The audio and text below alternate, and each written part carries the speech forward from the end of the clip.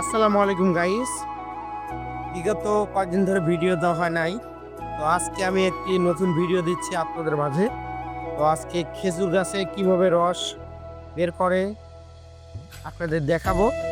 আপনারা সম্পূর্ণ ভিডিও দেখবেন এবং ছোট্ট একটি রিকোয়েস্ট, আপনারা যদি আমার ফেসবুক আইডি থেকে দেখেন অবশ্যই ফেসবুক আইডিটি ফলো করে দিবেন। তো চলুন ভিডিওটি শুরু করা যাক।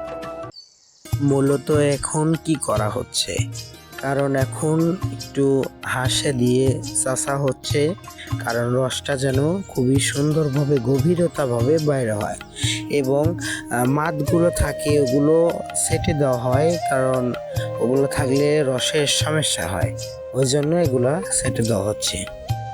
তারপরে একটি কাজ হবে, কারণ এরপরেই এখানে মূলত একটি পাত্র দেওয়া হয়, কারণ এই পাত্রতেই এই রসগুলো জমা হয়ে সকালে ভোর 7টার সময় এগুলো পাড়া হয়।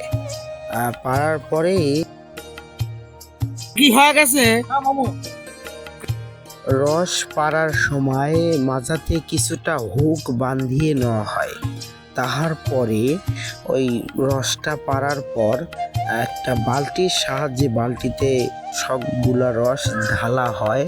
তাহার পরে বইয়ে নিয়ে যায় চুলাতে খড়ি দেওয়ার পর আগুন ধরিয়ে দেওয়ার পরেই এই তাওয়াটি বসানো হয়। তাহার পরেই রসগুলো ঢেলে দেওয়া হয় তাওয়ার উপরে। তাহার পর কিছুটা জাল দেওয়ার মধ্যেই তাক ধরে আসে, কিছুটা একটু হাতের নিয়ে দেখা হয় যে তাক ধরেছে কি ধরে নাই।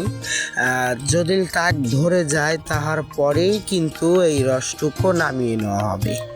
তারপরে আমাদের একটু ঠান্ডা করার পরেই আমাদের হয়ে যাবে স্পেশাল গুড়।